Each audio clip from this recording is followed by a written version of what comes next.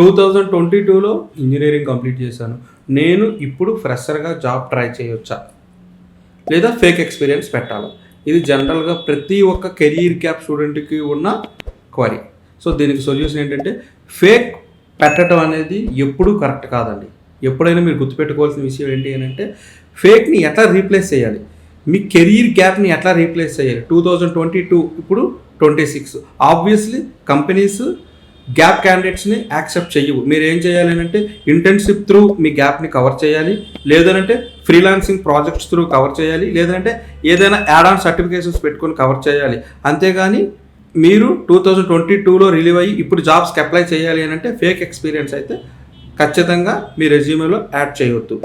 ఇంకా ఏదైనా queries, doubts ఉంటే you can reach career tech talks. We can guide you in the right direction how you overcome your gap.